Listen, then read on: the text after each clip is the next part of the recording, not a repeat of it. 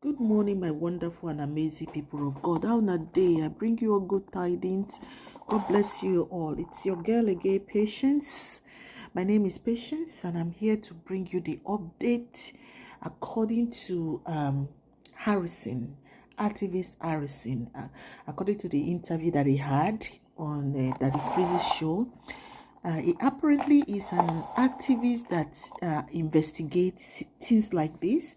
So, activist Harrison investigated the disappearance of married Afibah. Afibah is a Ghanaian, and Celine is from Abia State. People, bear with me. I don't know why the noise, but I think I've fixed it now. So, this story is like a horror movie. You know how when you watch, like, especially on this crime TV, when you watch these horror crime shows, it's like that this story I'm about to tell you right now. It's like one of those ID stories, where they'll be looking for somebody where don't buy, and they'll be investigating it, and they are, they react the old scenario, and it looks so real, like those people reacting the story as if it's them that it happened to. So this story actually, it comes to me like a horror movie that is unfolding in our lifetime, that is showing, we are watching it live and direct in our lifetime, and it's so scary. It's so scary because it's happening in our lifetime today in 2024, the 21st century. My people, this man called Arisi came to Daddy Freeze's show to discuss, to tell us how this whole thing played out. Apparently, Mr. Andrew Amechi, his name is Andrew Amechi from Abia State, met these girls online, actually met Celine online. I'm not too sure which one he met online first, but he both, according to Harrison, activist Harrison, I met them online on Instagram, and he invited Celine. They said he met her like 2 years ago. Then probably they lost contact, and Mr. Andrew now chatted up Celine, and Celine, answered and replied. And this man said, "Oh, I want to invite you. How is your friend?" And she said, "Fine." He said, "I want to invite the two of you to come spend the weekend with me," right? So this was in April 27th, 2024. April this year, 27th this year, 2024. So after he established that contact with Celine, because they had met about 2 years ago. So he had this conversation, and he chatted Celine up and said, "Oh, I want you all to come spend, the weekend with me. And, what is it going to cost? Like the price." Now, wow. So that they were priced, like, how much is it going to cost? I want, the two of you to come. So this man, actually, they tell Celine, say he won't do like three of them together for one room, for one bed. They carry one together. So I'm using that language because of YouTube guidelines. So he said, the girl now said, "Oh, it's going to cost you according to what is out there on social media." So they agreed that the two girls and the guys will spend it, the three of them together, and they agreed that it was going to pay them 1 million naira, 1 million. And apparently the guy just kind of disagreed for some time, and later agreed and said, okay, but he told them that the 1 million was too pricey according to the charts that are out there. So, but he eventually agreed and sent them 100,000 naira for transportation. This man, wow. He sent them 100,000 naira for transportation from Aba to where he is in his place. But the story out there is that after he gave them the money for transportation to enter a taxi or whatever it is that they enter, they called it boat or boat. So they came to the hotel. He gave them an address to an hotel. Oh my goodness. I wish this, I wish somebody would have told them that he's not giving you address to the house. But the girls were smart. They actually gave the address according to the news out there, according to what Harrison is saying. The girls gave the address to their friend. Every of their move, they were taking pictures, doing video, and sending it to their friend, right? So the story have it that when they got to the hotel, the guy actually came to the hotel and picked them up and took them to his house. The agreement, the contract they had was for them to spend the Saturday, Sunday, and on Monday they will be going back to Port Harcourt. So, but when Afibia arrived in Nigeria, the story is that she traveled from Lagos to Owerri, and Owerri to Port Harcourt to meet her friend Celine. And when they got to Port Harcourt, that's when they then made a U-turn and traveled back to Aba to meet with this Mr. Andrew Amechi. Like the story went, according to the story as it continued, it said that Mr. Amechi had told the girls that the driver that is going to bring them, the driver knows where to bring them. So the driver took them, the taxi driver took them to the hotel where Mr. Amechi later came and picked up the girls. But the good thing about these ladies is that they were smart. Every of their move, they were doing videos and they were sending live videos to their friend. That friend name is not stated wasn't mentioned. All that was said was that as they were going, they will make a video and they will send out the video, and they will send out the video to their friend. And that was what they were doing until they got to Mr. Amechi's house. And this day was the 27th of April. I believe it's immediately they arrived there, or maybe after a couple of days, allegedly, was when the last message they sent to their friend was that they think that they have been kidnapped. And that was from April the 27th down to May. So the friend didn't hear from them anymore. And so the friend told the parents, I think the two families met and they went to the police in Abia State. And when they got to the police, the funniest part of this whole story is that the police said, according to what activist Harrison said, that they said that they shouldn't mind the girls, that they forged their own kidnapping, and that they were doing that to implicate Mr. Andrew Amechi, and also they were doing that to get money. So that was what allegedly they said that is out there, that was told to the family of the girls. It was also said that the police treated this case as a missing person. It wasn't treated as if like a kidnapping case. It was treated like a missing person. But this case was under the kidnapping department, of the police section, the section that handles the kidnapping and all that. That was the section, the department that actually handled this case. According to Mr. Harrison, he said allegedly Mr. Andrew is somebody that has influence over the police, that is very influential with the police, is somebody that is known. In Nigeria now you have some money, people will know you. So it was very well known to the police, and in Rivers State and in Abia State, it was a well-known somebody. Oh my goodness, it was a well-known somebody. Allegedly, Mr. Amechi, Andrew Amechi, it is told that he is well connected in these two states, the state of Abia State and Rivers State. And according to activist Harrison, he said the families reported the case to the anti-kidnapping department in Abia State, and they visited Andrew's house. When they got to Andrew's house, they said he refused to open the door, and the police apparently they were able to get into the apartment, to the house. But what they saw was what shocked them. They said they discovered the bag of one of the guests, which is Celine, was in the house. I think they also discovered the ATM card and the phone card. That was how they were able to, and the ATM card, that was how they were able to discover that this man also took 1 million from her. So the state police could not do anything to the man, because of course the man has influence in that state. According to the news out there, he's friends to them, and once you have influence, it's like police is all of us our friend. So when they got to the house, the later, let me just throw in there one of the curtains that they found in the picture that is not shown here, that they use a wrapping, they use the curtains to wrap one of the bodies that they found. I'm not too sure now. I'm not going to say what I don't know. The one of the bodies that they found, the curtains, they said two of the curtains was missing in the house.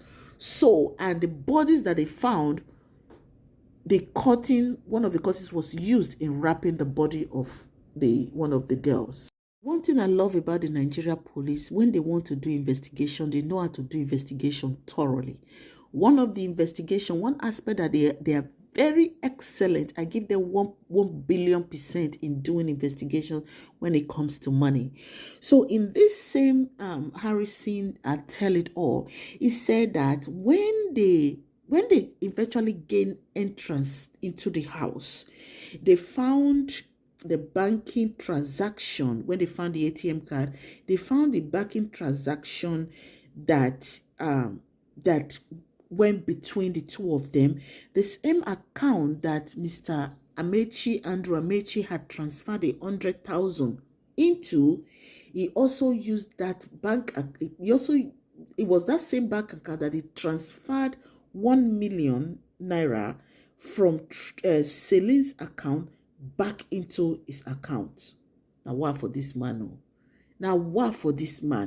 I don't know why he by himself before they are alive, so that they will ask him questions.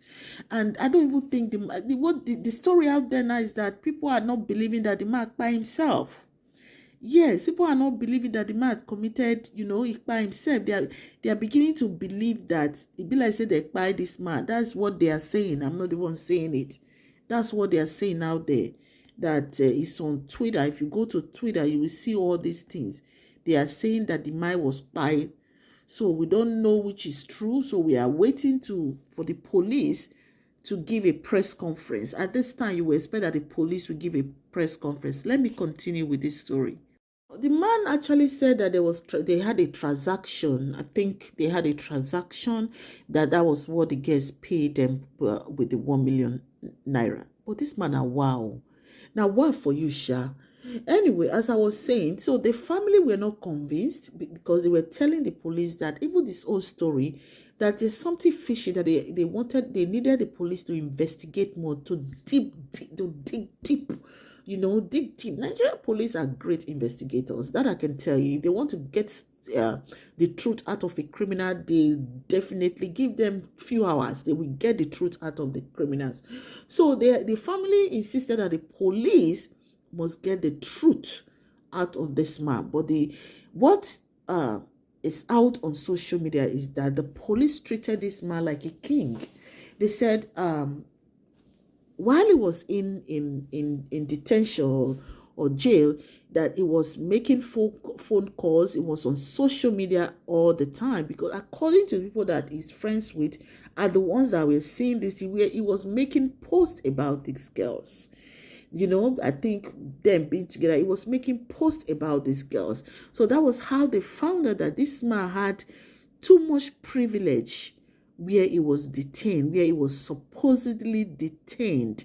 So if somebody is detained or if somebody is being held, you are not supposed to have access, according to what is out there on social media, according to what activist Harrison investigated about the disappearance of the married Afibah and Celine in Abia State.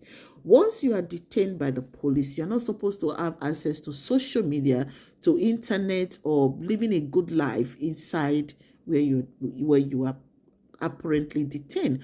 But this man, Andrew Amechi, was having all this executive living. Me now, I don't even know whether to say it was in there or it was not. But the story we are all told is that it was, held in detention. So that's what the police said. So while Mr. Andrew Amechi was in custody, the story out there is that he was treated like a king on vacation. And also they said that they had a business transaction, and in that business transaction, the suspect, the acclaimed, or the suspect, I don't know what to call him now because it's deceased. They said the suspect was treated like a king in detention, in custody, and that the ladies accused him of kidnapping was not true, that they probably kidnapped themselves. Yeah, but the families were not buying these stories from the police, and they insisted that the man should be, questioned. They needed the police to investigate the case. But the story is that the police were not willing. They were treating the case like as if it was a missing person. So somebody now told the family to go to this activist Harrison that is really good at investigating situations like this. So this is how the families of Afibah and Celine met with activist Harrison. So they both decided, and they came together and met with him, and Mr. Harrison told them that the first thing they needed to do was to transfer the case out of that Abia State to headquarters, something like that. I think it was in a local police station, and they wanted this case to be transferred out of that local police station to the headquarters, and that was what the families did. That was step one. Then this case, the reason why I told you all that is like a horror movie, because this case is not a global case. This case involved the Ghanaian embassy, the consulate. Yes, it did involve the consulate, because the consulate got involved. I'm pretty sure that the families of Afibah contacted the consulate. So my people, this whole case involved a lot of people. When I mean involved a lot of people, I'm not saying the people that are involved in the buying of the girls. No, I know that one is different. We might still have some people that are involved in the buying of these girls. But what I'm saying is that according to activist RSC, he said they had to petition Umuaya, that he advised the family that they had to petition to take the case out of that police station and petition it to the headquarters. I think it's in Umuaya, something like that. And that was what they did. When they did that, they were not able to move the guy to and the embassy, the consulate also petitioned the IG in Abuja. They wanted the guy to be moved and transported to Abuja. Funniest part of it is that what is really getting to me now is that during that period, the jurisdiction wanted to be changed. I mean, the IG, they wanted the jurisdiction changed, and with the petition that activist Harrison wrote, they wanted the jurisdiction changed because of the activities that had transpired between Mr. Andrew Amechi and the police in Abia State. So they wanted the whole jurisdiction changed. Then they came to the police station with a letter from their Oga Patakpata in Nigeria that they wanted the man and the file transferred to Abuja. Allegedly, they said the Abia State Police refused. So apparently, the family of Afibah petitioned their embassy. So the embassy petitioned Inspector General, right? And the police station in Abia State, the Chikele police station in Abia State, refused to obey their headquarters in Abuja. They refused to release the file of Amechi, and they refused to release the suspect to go to Abuja. Eventually, they now released Mr. Amechi. What Mr. Harrison, the activist, said was that they had to send Hayas, a van called Hayas, from Abuja. When they transport criminals, that's what they say they used. So when they transported him, it was in that Hayas bus. I remember when they went to Andrew's house, they got evidence. So the evidence with the Benz, Mr. Andrew's Benz, and the Bulala that they got from Mr. Harrison's house, they put it in Mr. Harrison's Benz, and they asked one of the police officers to drive Mr. Harrison's with his Bulala, his phone, and everything that they put on the trunk of that Benz. they decided to drive the Benz. I don't know whether they carry Benz. Which one concern Benz with matter where they grant? I have no idea. So they carried the Benz and transported him with the Benz going to Abuja through Benue State. So you see, my people, the reason why I say that this story is like a horror movie. You are watching a horror movie, right? So on their way to Abuja, they said because of the Benz, the specification of the Benz, the man has a special fingerprint that starts the Benz and his facial recognition. On their way, they got somewhere between Benue State and, in that area, the Benz stopped. So they had to stop the Aya's van as well and brought down Mr. Andrew Amechi to get in the Benz to get his identification so the Benz will start back up, which they did successfully the first time. So according to the report out there, according to activist RC, what he said that the Benz had a police driver and a police escort, I think, in front. They were both driving while Mr. Amechi was on the bus, in the Aya's bus that was behind the Benz. So they drove for like about an hour or so, he said. Then the Benz stopped again. My point again that I'm going to ask, why are you taking Benz to Abuja? Benz is not the suspect. Why are you taking the Benz to Abuja? Anyway, so they said they got to another spot after driving for a couple of hours. The Benz stopped. So Mr. Andrew Amechi had to come down again and do the same whatever all over again, recognition of his face and the thumbprint, which he did. They said when he was doing that, according to Mr. Harrison, one of his leg was out and the other leg was inside. The bonnet, the front of the engine was open. So they said he told the police to go over and shut it. So, as soon as the police did that, they said he zoomed off. When he zoomed off, the police now started calling the Benue State, the police force in that area, that they have a dangerous criminal that is armed in the person of William Amechi, that they needed to block the highways, their roadblocks, and do what they do to catch this criminal. So at a point, they said, according to Harrison and according to Mr. Amechi's friend, Mr. Amechi came down somewhere in Benue State and called his friend and said he needed help because he was in a lot of trouble with the police. And they said the friend advised him to turn himself in to the police. Mr. Amechi, William Amechi, refused. He got back in the car and started driving. With that speed as he was driving, he got to one of the roadblocks, because they said there was a lot of roadblocks in Benue State. They were waiting, prepared for him. Up Nigeria police.